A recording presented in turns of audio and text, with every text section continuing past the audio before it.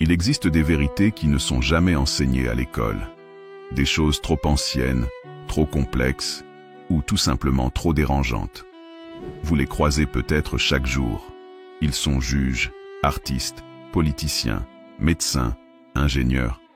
Ils sont partout, et pourtant invisibles. Eux, ce sont les FM. Non, pas les radios, pas les fréquences. Les francs-maçons. Beaucoup pensent que ce sont de simples clubs philosophiques. D'autres murmurent qu'ils dirigent le monde.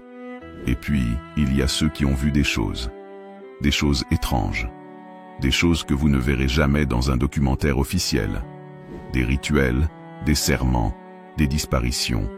Et parfois, des vérités très anciennes que même les religions ont tenté d'effacer.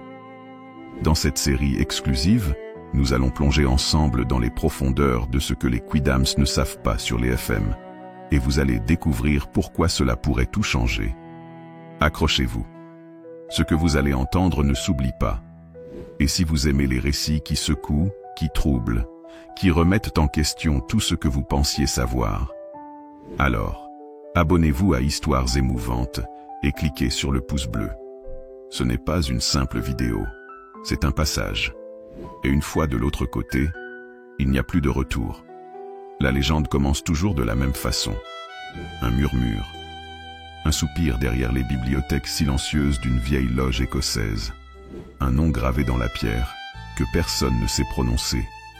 Un regard dans une foule qui semble tout comprendre, sans rien dire. Les francs-maçons. Les FM. 3 lettres, 1000 théories. Mais derrière les mythes, il y a un fil rouge, invisible, constant, inquiétant.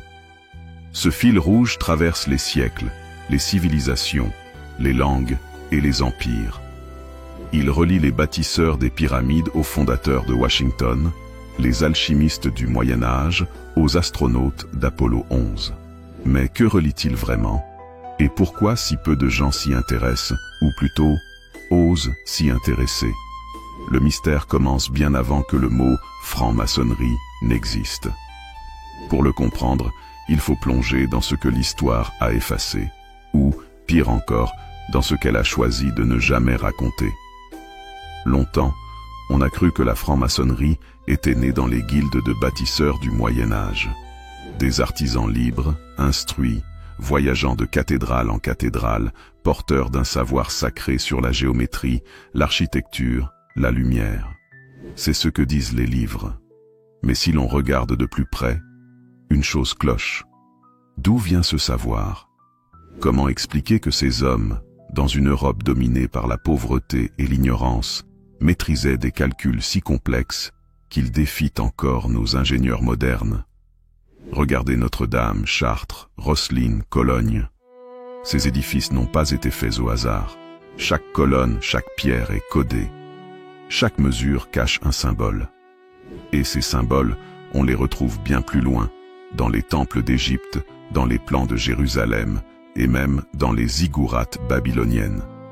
Un symbole revient toujours, le compas et l'équerre. 3 lettres, 1000 théories. Mais derrière les mythes, il y a un fil rouge, invisible, constant, inquiétant. Ce fil rouge traverse les siècles, les civilisations, les langues et les empires. Il relie les bâtisseurs des pyramides aux fondateurs de Washington, les alchimistes du Moyen Âge aux astronautes d'Apollo 11. Mais que relie-t-il vraiment? Et pourquoi si peu de gens s'y intéressent, ou plutôt, osent s'y intéresser? Le mystère commence bien avant que le mot franc-maçonnerie n'existe. Pour le comprendre, il faut plonger dans ce que l'histoire a effacé, ou, pire encore, dans ce qu'elle a choisi de ne jamais raconter. Longtemps, on a cru que la franc-maçonnerie était née dans les guildes de bâtisseurs du Moyen Âge. Des artisans libres, instruits, voyageant de cathédrale en cathédrale, porteurs d'un savoir sacré sur la géométrie, l'architecture, la lumière. C'est ce que disent les livres. Mais si l'on regarde de plus près, une chose cloche. D'où vient ce savoir? Comment expliquer que ces hommes, dans une Europe dominée par la pauvreté et l'ignorance, maîtrisaient des calculs si complexes qu'il défie encore nos ingénieurs modernes. Regardez Notre-Dame, Chartres, Rosslyn, Cologne. Ces édifices n'ont pas été faits au hasard. Chaque colonne, chaque pierre est codée. Chaque mesure cache un symbole. Et ces symboles, on les retrouve bien plus loin, dans les temples d'Égypte, dans les plans de Jérusalem, et même dans les ziggourats babyloniennes. Un symbole revient toujours, le compas et l'équerre. Ce que les Quidams ignorent, c'est que ces outils ne sont pas de simples instruments de travail. Ce sont des clés vers un savoir ancien, ésotérique, que seuls certains initiés peuvent lire. Et ce savoir n'est pas chrétien, il n'est pas juif, il n'est pas musulman. Il est antérieur à tout cela. Peut-être même non humain. Dans certaines loges secrètes jamais mentionnées dans les livres, on murmure qu'au commencement, il n'y avait pas l'homme, mais le Verbe. Une vibration, une onde, un son pur, capable de façonner la matière.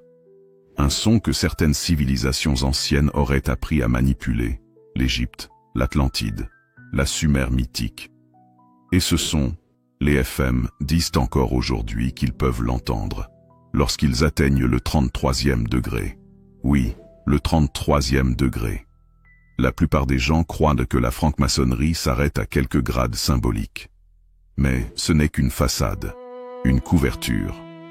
La vraie hiérarchie commence là où la lumière s'éteint. Au-delà du 30e degré, il n'y a plus de manuel, il n'y a plus de mots, juste des expériences, des épreuves et des révélations qui peuvent briser l'esprit ou ouvrir des portes dont vous ne soupçonnez même pas l'existence. Certains ne reviennent jamais. Naissance des États-Unis. On dit que ce fut un acte politique, mais qui sait que plusieurs des pères fondateurs étaient des FM de haut grade. Washington, Franklin, Jefferson. Prenez un billet de $1. Regardez-le bien. Vous y verrez l'œil qui voit tout. La pyramide inachevée, la devise latine. Novus Ordo Seclorum, nouvel ordre des âges. Ce n'est pas une coïncidence. Ce billet est une invocation, une prière codée à l'univers, un talisman de pouvoir. Et ce pouvoir, les FM y croient réellement.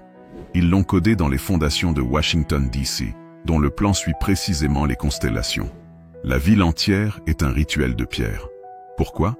Parce qu'ils croient que certains lieux choisis, selon des lignes telluriques et astrales, peuvent concentrer l'énergie humaine. Et avec assez d'énergie, on peut modifier la réalité. Ce que les Quidams ne savent pas, c'est que l'entrée en franc-maçonnerie n'est pas anodine. Lorsqu'un homme ou une femme, dans certaines loges, entre dans la fraternité, il ou elle ne signe pas un contrat. Il prête serment. 3 serments sacrés. Mais ces serments sont souvent tus, car leur contenu est effrayant. Je jure de cacher les secrets de mes frères, de préférer la mort plutôt que la trahison, et de ne jamais révéler ce que j'apprendrai ici, sous peine d'avoir la langue arrachée, le cœur ouvert et les entrailles brûlées. Certains disent que ces formules sont symboliques. Mais pourquoi les répète-t-on, alors, encore aujourd'hui? Et pourquoi tant de FM refusent de parler, même sous la torture, même à l'article de la mort? Parce qu'ils ont vu, ils ont entendu, ils savent. Et ce qu'ils savent dépasse tout ce que vous imaginez. Dans un bunker en Suisse, dans une chambre scellée à Washington, dans les caves du Vatican. On dit que dorment des archives, des manuscrits que personne n'a le droit de lire, des écrits trop anciens, trop puissants, des noms oubliés, des plans pour une nouvelle Jérusalem, des machines de lumière, et un code que personne, à part certains FM très élevés, n'a encore pu entièrement décrypter. Selon certaines sources qu'on ne citera pas ici pour leur sécurité, ces textes contiendraient la véritable histoire de l'humanité. Une histoire différente de la Bible, différente du Coran, différente de Darwin. Une histoire où l'homme serait le fruit d'un pacte ou d'une guerre. Et les FM, dans cette histoire, ne seraient pas les auteurs, mais les gardiens.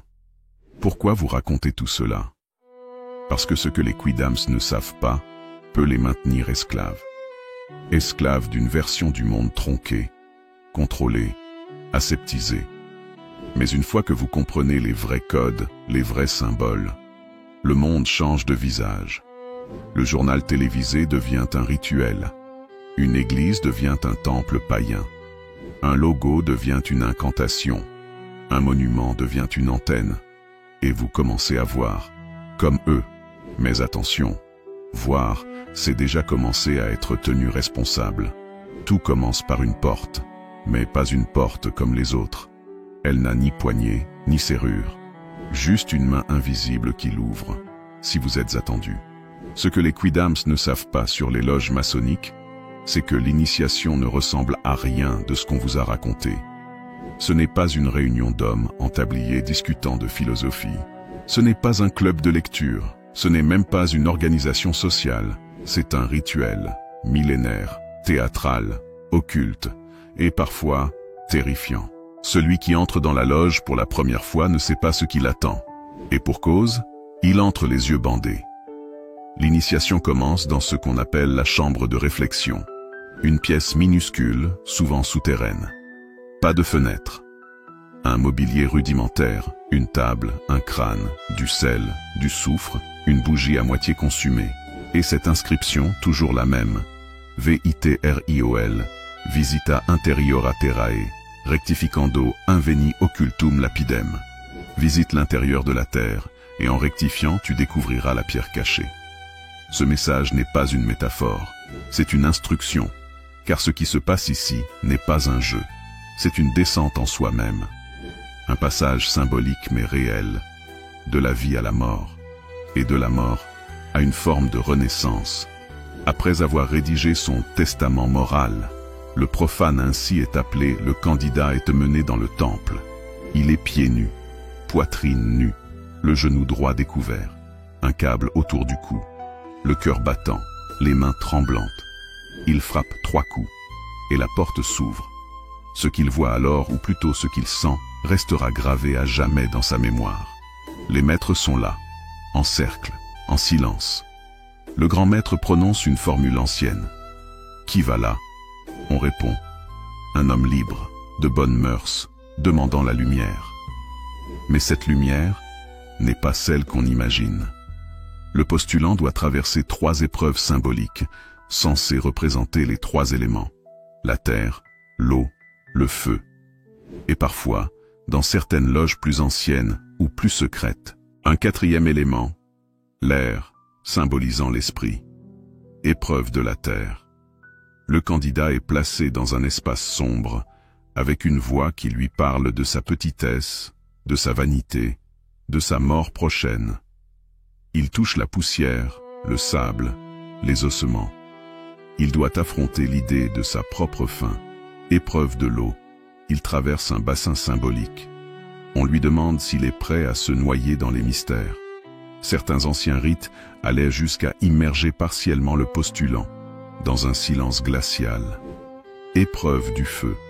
On lui fait traverser un chemin de flambeau. On lui présente une lame. Parfois, on trace symboliquement des signes sur sa peau. On le regarde droit dans les yeux et on lui demande « Es-tu prêt à mourir ?» La réponse attendue n'est pas « oui », mais une autre, un mot secret, une clé que seul le silence peut révéler. Une fois les épreuves passées, le candidat est conduit au centre du temple. Le silence est total. Une tension presque électrique remplit l'air. Et puis, lentement, on lui retire le bandeau. Ce qu'il voit alors, personne ne peut le décrire. Non pas à cause de ce qu'il y a, mais à cause de ce qu'il ressent. Un vertige, un écho profond, comme si quelque chose l'observait à travers les murs. Un regard ancien, peut-être non humain. Il est alors déclaré « apprenti ». Mais il ne sait pas encore que ce n'est que le début. Officiellement, la franc-maçonnerie compte 3 grades. Apprenti, compagnon, maître. Mais ce n'est qu'un voile, car au sein du rite écossais ancien et accepté, on compte 33 degrés. Et à mesure que l'on monte, les symboles changent. On passe de la règle et du compas à l'épée, à la coupe, au pentacle, à des symboles qu'on retrouve dans les grimoires d'Hermès Trismégiste ou dans la Kabbale la plus ésotérique. Et à partir du 9e degré, les rites deviennent Autres. Certains membres, au-delà du 18e degré, parlent de vision, de présence, de portes intérieures qui s'ouvrent durant les rituels. Mais attention, ces portes, une fois ouvertes, ne se referment jamais. Dans les registres maçonniques, certains noms sont raturés, effacés, volontairement oubliés. Des initiés qui ont vu, entendu, ressenti et qui n'ont pas supporté. Certains ont fui, d'autres se sont tus à jamais, et d'autres encore ont disparu. On raconte que certaines loges très anciennes, notamment en Écosse, en Transylvanie, en Égypte et au Maroc, pratiquent encore des rituels interdits, liés à l'ancienne magie des temples, à la vibration sacrée du nom caché de Dieu. Un nom qu'on ne doit jamais prononcer, un nom qu'aucun humain ne peut entendre, sans perdre l'esprit. Alors, pourquoi les FM ne parlent-ils jamais de cela? Pourquoi ce silence absolu? Parce que ce n'est pas un secret, c'est un serment, un pacte. Et certains pensent même que ce pacte n'est pas fait avec l'homme, mais avec autre chose, une conscience, une entité, ou peut-être une mémoire vivante, gardée par les loges depuis l'aube des civilisations. C'est ce que les profanes ne comprendront jamais. La franc-maçonnerie, ce n'est pas un club, c'est une clé. Et parfois, ce qu'elle ouvre devrait rester fermé. Ce que les quidams ignorent, c'est que la franc-maçonnerie n'est pas seule. Elle n'a jamais été seule. Depuis ses origines, elle évolue en réseau. Un réseau souterrain, tentaculaire, fluide, qui s'étend de la cave d'une loge rurale au sommet des buildings de Wall Street. Un réseau qui ne dit pas son nom, mais qui influence tout. Dans l'ombre de la franc-maçonnerie officielle, il existe des groupes affiliés, plus secrets, plus dangereux. Des ramifications non reconnues, mais bien réelles. Des noms qui ne figurent sur aucun registre, mais dont l'action se fait sentir partout. Skull and Bones, le Bohemian Club, les Illuminés de Bavière, le sionisme mystique, le Conseil des Neufs, les Chevaliers de Malte, et même des branches internes au Vatican, tous liés par un même souffle, une volonté, un dessein. Fondée en 1832 à Yale, cette société secrète américaine ne recrute que 15 membres par an. Parmi ses anciens membres, on retrouve George H.W. Bush, George W. Bush, John Kerry, William Taft, des hauts responsables de la CIA, de Goldman Sachs et du département d'État. Leur emblème? Une tête de mort sur 2 tibias croisés. Leur surnom? The Order. À l'intérieur, des rituels funèbres sont pratiqués, des confessions forcées, des jeux de domination, des pactes de silence. Mais pourquoi tout cela? Pour briser l'individu et reconstruire un soldat du pouvoir, quelqu'un qui pourra infiltrer l'administration, les banques, les médias, tout en répondant à une autorité supragouvernementale. Et leur connexion avec les FM? Directe, officielle, documentée. Certains FM de haut niveau sont aussi membres de Skull and Bones. Et vice-versa. Car Skull and Bones, c'est la logique du pouvoir appliquée à la finance. La maçonnerie version Wall Street. Chaque été, au nord de San Francisco, dans les bois brumeux de Bohemian Grove, des centaines d'hommes puissants se rassemblent. Des présidents, des chefs d'État, des PDG, des banquiers, des généraux. Ils chantent, boivent, jouent des pièces de théâtre grotesques, mais surtout, ils participent à un rituel ancien, la Cremation of Care. Autour d'un immense hibou de pierre de 12 mètres de haut, ils simulent la mise à mort d'un enfant symbolique, représentant leurs émotions humaines. Ce sacrifice symbolique marque le début de 3 semaines de planification politique et économique. Pourquoi un hibou? Parce que c'est l'animal de Minerva, la déesse romaine de la sagesse, mais aussi un symbole présent dans de très anciennes traditions occultes. Le hibou, c'est celui qui voit dans la nuit. Et dans les documents internes du Bohemian Club, plusieurs figures maçonniques apparaissent, des pentacles, des obélisques, des devises latines. Le tout dans une architecture mystérieusement alignée sur certaines étoiles. Créés en 1776 par Adam Weishaupt, les Illuminati sont à la fois un mythe et une stratégie. Weishaupt, professeur de droit canon, étaient obsédés par l'idée de créer une société secrète, capable de renverser toutes les autorités traditionnelles, l'Église, les monarchies, et même la franc-maçonnerie classique. Son but, créer un ordre mondial fondé sur la raison, mais dirigé par une élite invisible. Les Illuminés ont infiltré certaines loges maçonniques de haut grade. Et, selon plusieurs documents saisis après leur interdiction en 1785, leur plan comprenait le contrôle de la presse, l'endettement des nations, l'effondrement des structures religieuses, la manipulation de la jeunesse, la transformation du citoyen en esclave économique. Officiellement, les Illuminati ont été dissous, mais leurs idées ont survécu. Et selon certains chercheurs, ils ne sont jamais partis. Ils ont simplement changé de nom. Un autre secret peu connu des Quidams.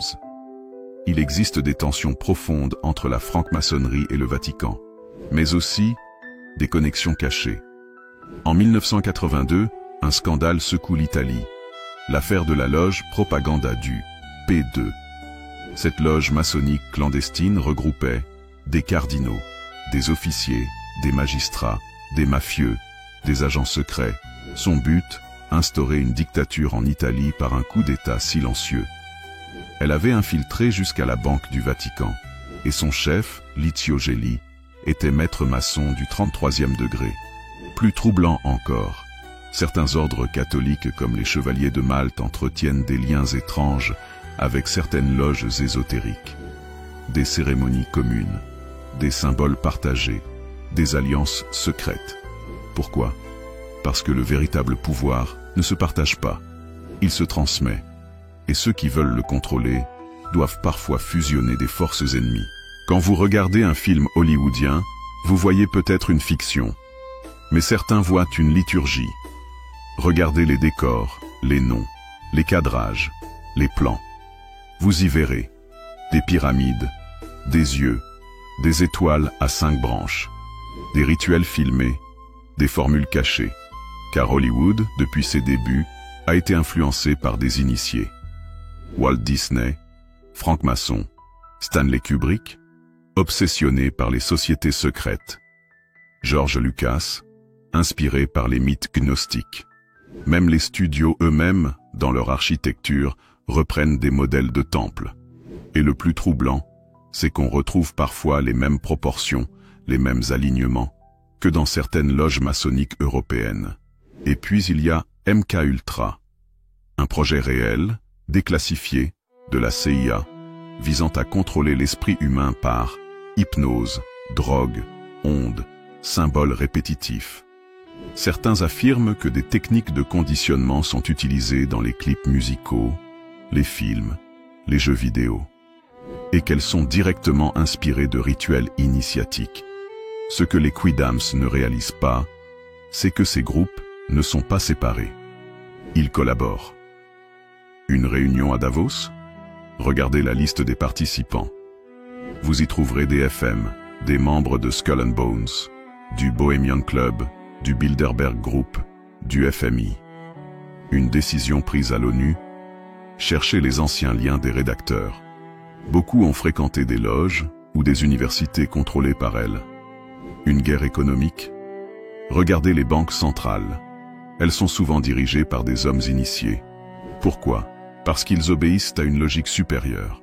Pas une idéologie, pas une religion, pas un gouvernement, mais une structure, invisible, souple, silencieuse, et plus ancienne que toutes les constitutions.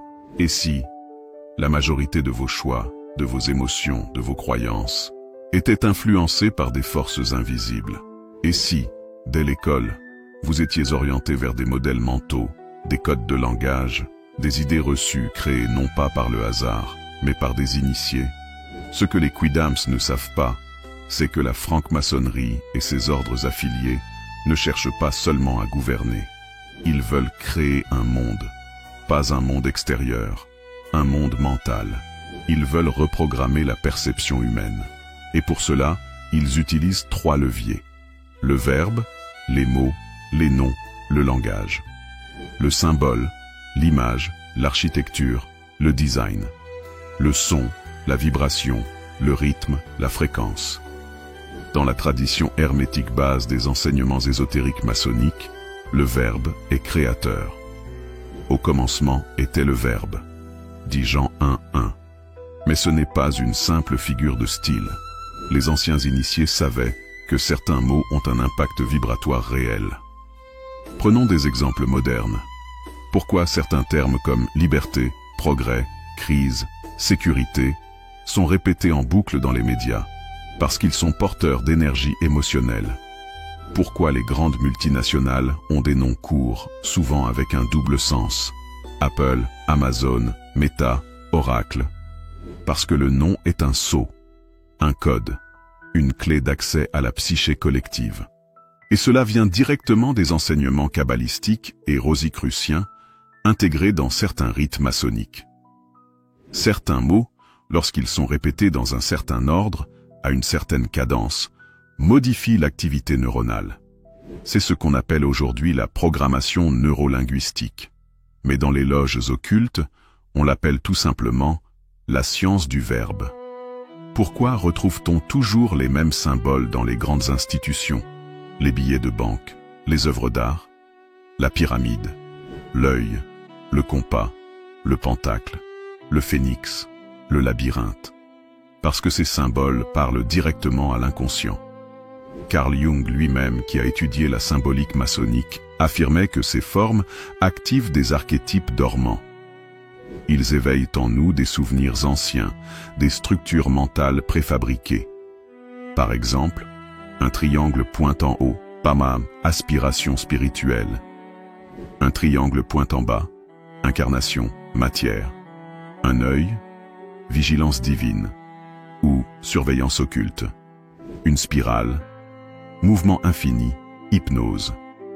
Mais ce que les Kidams ignorent, c'est que ces symboles sont souvent placés à des endroits stratégiques, sur les toits des banques, dans l'urbanisme des grandes villes, dans les logos des multinationales, sur les plateaux de télévision, pas pour faire joli, mais pour conditionner subtilement le cerveau. Dans les temples maçonniques les plus anciens, on pratiquait des rituels accompagnés de sons précis, le son OM des traditions orientales, le La 432 Hz, utilisé pour harmoniser l'esprit, des gongs, des cloches, des diapasons. Ces sons ne sont pas choisis au hasard, ils agissent directement sur les ondes cérébrales. Aujourd'hui, les neurosciences confirment que certaines fréquences apaisent, alpha, stimulent, bêta, hypnotisent, θ, induisent des états de conscience modifiés, delta. Et ces fréquences sont intégrées dans la musique moderne, dans certaines publicités, dans les jeux vidéo, parfois même dans les voix des IA. Mais dans les cercles maçonniques de haut grade, on va plus loin. On utilise le champ vibratoire pour reprogrammer des souvenirs, le silence profond pour réinitialiser l'esprit, les fréquences inversées pour fracturer le mental. Certains rituels gardés secrets dans les loges ésotériques utilisent même le son pour induire des visions, des flashs, des rencontres intérieures. Depuis les années 1970, certaines élites ont commencé à financer des laboratoires de recherche sur la conscience, officiellement pour comprendre le cerveau, officieusement pour le contrôler. Des projets comme MK Ultra, Stargate Project, Project Monarch, Subproject 119, Bluebird. Ces programmes ont exploré l'hypnose profonde, la télépathie, la télécommande neuronale, l'implantation de faux souvenirs. Et dans ces projets, plusieurs scientifiques étaient membres de loges. Pas des loges classiques, des loges spécialisées dans l'alchimie mentale. Leur but, créer un humain programmable, adaptable, sans croyance propre. Un humain fluide, qui ne se rebelle pas. Un être déconnecté de son intuition profonde.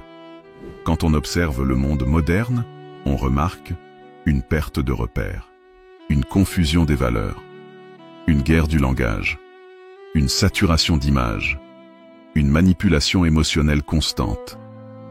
Ce n'est pas un accident, c'est une stratégie inspirée des enseignements hermétiques, des règles de la manipulation mentale, des rites occultes adaptés à l'ère numérique. Le but, créer une nouvelle réalité. Pas matérielle, mais mentale.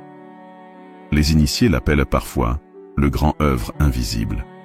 Une humanité globalisée, interconnectée, mais déspiritualisée. Un monde libre, mais surveillé. Un progrès technique, mais une régression intérieure. Et derrière tout cela, le verbe, le symbole, le son. Comme dans un ancien rite, transposé au XXIe siècle. La plupart des gens pensent que la franc-maçonnerie est un club intellectuel, philosophique. Mais ceux qui ont atteint les hauts grades savent autre chose. Ils savent qu'après un certain point, on ne quitte plus. Car au sommet, ce n'est plus une loge. C'est un serment, un pacte. Parfois, plus fort que la loi. Parfois, plus fort que la mort. Et pourtant, certains ont parlé. Parfois, au péril de leur vie. Parfois, avant de disparaître. Ce chapitre leur est dédié. Frère, si tu lis ces lignes, c'est que tu sens l'étau se refermer. Tu as reçu les mots, tu as bu la coupe, tu as été aveuglé. Ce que tu ignores, c'est que notre loge n'est qu'un sas, une antichambre. Au 33e degré, on t'a parlé de lumière. Mais la lumière que tu vois, c'est celle d'un feu ancien, qui consume les volontés. J'ai vu des rites que je ne peux nommer. J'ai vu des enfants muets entourés d'hommes masqués. J'ai vu des mots anciens graver la folie dans l'âme de ceux qui les entendaient. Si tu veux t'échapper, ne parle pas. Agis, pars, brûle les objets. Et surtout, ne regarde pas derrière toi. Si tu es encore libre, souviens-toi de ceci. La vérité ne libère pas. Elle transforme. Puisse ton esprit rester intact. H.M., maître de la loge d'Occitanie, 33e degré, disparu en 1979. Lucien Bertrand, né à Bruxelles, était un maçon respecté, 32e degré du rite écossais ancien. Il enseignait la symbolique hermétique dans plusieurs loges européennes. Mais un jour, en 1992, il quitte tout. Il fuit. Il laisse derrière lui une femme, 2 enfants, un appartement et un cahier rouge. Ce cahier, retrouvé après sa disparition, contenait des croquis de rituels jamais mentionnés dans les livres officiels, des symboles triangulaires liés à des coordonnées GPS. Une phrase répétée 44 fois. Le grand architecte n'est pas celui que l'on croit. Dans une lettre à un journaliste indépendant, jamais publiée officiellement, il écrit « On m'a fait croire que je servais la lumière, mais au sommet, j'ai découvert l'ombre. » Il disparaît en mai 1993. On retrouve sa voiture au bord d'un lac en Suisse. Le corps, lui, ne sera jamais retrouvé. Des psychologues indépendants ont observé un syndrome rare chez d'anciens membres de sociétés initiatiques. Insomnie persistante. Peurs irrationnelles liées aux symboles géométriques. Crise de panique en entendant certains sons ou mots anciens. Une obsession pour la révélation. Il l'appelle le syndrome de la déconstruction rituelle. Ces symptômes seraient liés à des rites psychiques subis lors de l'initiation finale, des pactes de silence associés à une angoisse mystique profonde, un choc cognitif provoqué par la dissonance entre les valeurs initiales et la réalité du sommet.